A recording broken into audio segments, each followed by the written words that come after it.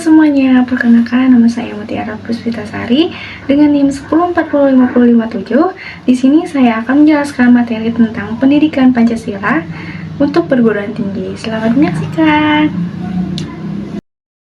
Pendidikan Pancasila untuk perguruan tinggi. Pengarang yaitu Dr. Ujang Carda SSHMH MIV. Bab pertama, orientasi terhadap pendidikan Pancasila, yaitu sebagai berikut.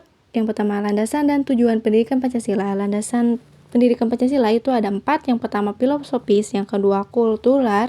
Yang ketiga itu historis. Yang keempat, landasan yuridis. Tujuan pendidikan Pancasila yaitu menjadikan sebuah sarana dalam mengerti, memahami, serta mendalami makna Pancasila sebagai kepribadian bangsa Indonesia. Yang kedua yaitu rumusan Pancasila. Rumusan Pancasila ada beberapa, yaitu rumusan Pancasila secara etimologis. Yang kedua itu rumusan Pancasila sebagai terminologis. Yang ketiga yaitu rumusan Pancasila secara historis.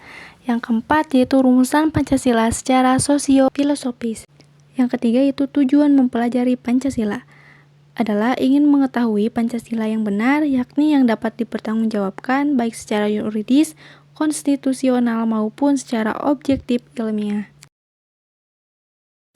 Bab kedua yaitu memahami sejarah Pancasila sebagai lambang negara Indonesia. Yang pertama yaitu Pancasila dalam sejarah bangsa Indonesia terbagi jadi beberapa. Yang pertama itu Pancasila prakemerdekaan, Pancasila era kemerdekaan, Pancasila era Orde Lama, Pancasila era Orde Baru, dan terakhir Pancasila sebagai era reformasi. Yang kedua yaitu Pancasila sebagai lambang negara. Lambang negara sebagai pedoman hidup bangsa dan dasar negara. Pancasila dilambangkan dengan burung Garuda. Selanjutnya yang ketiga yaitu memahami Pancasila sebagai lambang negara Indonesia dan putusan Mahkamah Konstitusi nomor 4 PUU 10/2012. Bab ketiga, memahami Pancasila sebagai sistem filsafat. Yang pertama itu pengertian filsafat. Istilah filsafat dalam bahasa Indonesia memiliki padanan kata falsafah Arab, filosofi atau Inggris, filosofi atau Latin, filosofi atau Jerman, Belanda, Perancis. Semua istilah itu bersumber pada istilah Yunani yaitu filosofia. Yang kedua itu pengertian Pancasila sebagai sistem filsafat. Pancasila diangkat dari pandangan hidup yang berkembang dalam kehidupan bangsa Indonesia, yang kemudian pandangan hidup ini dirumuskan secara cerdas oleh para pendiri bangsa dan diangkat sebagai dasar kehidupan bernegara. Yang ketiga itu konsep dasar filsafat Pancasila. Pancasila sebagai sistem filsafat mempunyai konsep dasar yang menjadi landasan bagi segala ajarannya, yaitu pandangan tentang manusia yang mempunyai peran sentral dalam filsafat Pancasila. Manusia sebagai subjek maupun sebagai objek. Yang keempat yaitu landasan filsafat Pancasila.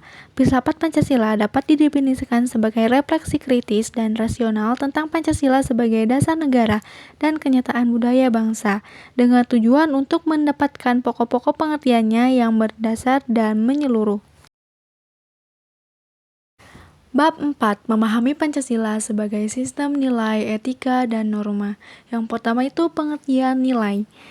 Nilai atau value termasuk bidang kajian filsafat, yaitu filsafat nilai, aksiologi, theory of value. Filsafat juga sering diartikan sebagai ilmu tentang nilai-nilai yang dalam bidang filsafat dipakai untuk menunjukkan kata benda abstrak yang diartinya keberhargaan atau worth atau kebaikan goodness, dan kata kerja yang artinya suatu tindakan kejiwaan tertentu dalam menilai atau melakukan penilaian.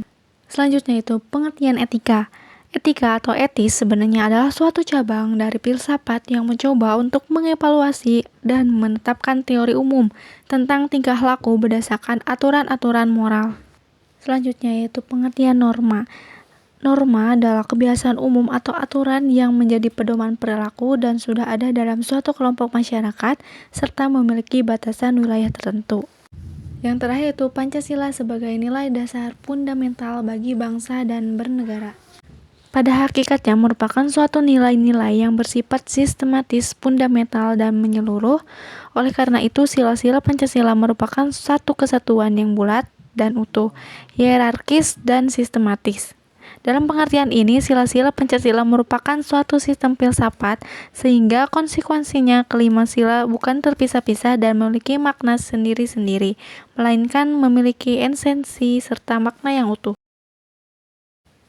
Bab 5. Memahami muatan sila-sila dalam Pancasila. Pada bab ini menjelaskan mengenai hakikat, nilai-nilai, dan isi yang terkandung dalam sila-sila Pancasila. Nilai-nilai keislaman dalam Pancasila. Hakikat dapat diartikan sebagai suatu inti yang terdalam dari segala sesuatu yang terdiri dari sejumlah unsur tertentu dan yang mewujudkan suatu itu, sehingga terpisah dengan sesuatu yang lain sehingga bersifat mutlak. Hakikat dapat dipahami dalam 3 kategori sebagai berikut: hakikat abstrak, hakikat pribadi, dan hakikat konkret. Bab 6. Memahami Pancasila sebagai ideologi bangsa dan negara. Secara umum, ideologi dapat dikatakan sebagai kumpulan gagasan, ide, keyakinan, kepercayaan yang menyeluruh, dan sistematik yang menyangkut di bidang politik, sosial, budaya, dan keagamaan. Pancasila sebagai salah satu ideologi bangsa dan negara. Ideologi mencerminkan cara berpikir masyarakat, bangsa, maupun negara, tetapi juga membentuk masyarakat menuju cita-cita. Ideologi membimbing bangsa untuk mencapai tujuannya. Ideologi pula selain sebagai sumber motivasi juga merupakan sumber semangat dalam berbagai kehidupan negara. Bab 7. Memahami demokrasi Pancasila. Yang pertama itu, perkembangan demokrasi di Indonesia. Perkembangan demokrasi di Indonesia dibagi ke dalam 4 periode sebagai berikut. Yang pertama itu periode 1945 sampai 1959 pada masa demokrasi parlementer.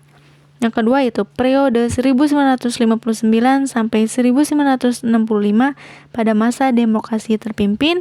Yang ketiga yaitu periode 1966 sampai 1998 pada masa demokrasi Pancasila era Orde Baru. Yang keempat yaitu periode 1999 sampai sekarang, yaitu pada masa demokrasi Pancasila era reformasi. Selanjutnya yaitu konsepsi demokrasi, terbagi sebagai berikut. Yang pertama itu pengertian demokrasi Pancasila, yang kedua itu prinsip-prinsip demokrasi Pancasila, yang terakhir itu penerapan demokrasi Pancasila di Indonesia. Bab 8 yaitu memahami hak dan kewajiban asasi manusia dalam Pancasila, terbagi sebagai berikut. Yang pertama itu sejarah perkembangan hak asasi manusia, yang kedua yaitu istilah dan pengertian hak asasi manusia, yang ketiga yaitu macam-macam hak asasi manusia, dan terakhir pemahaman hak dan kewajiban asasi manusia dalam Pancasila. Bab 9. Memahami Pancasila Sistem Ketenagakerjaan Indonesia.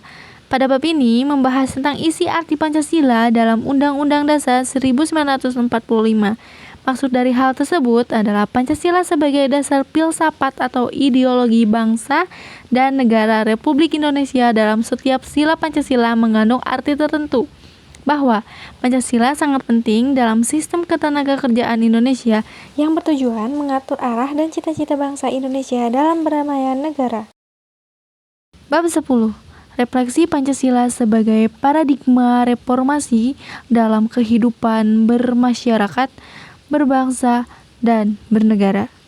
Yang pertama yaitu pengertian paradigma, yang kedua yaitu Pancasila sebagai paradigma pembangunan, yang ketiga yaitu Pancasila sebagai paradigma reformasi, yang keempat itu Pancasila dalam paradigma kehidupan kampus, yang terakhir itu ekosistem Pancasila sebagai paradigma pembangunan di era globalisasi.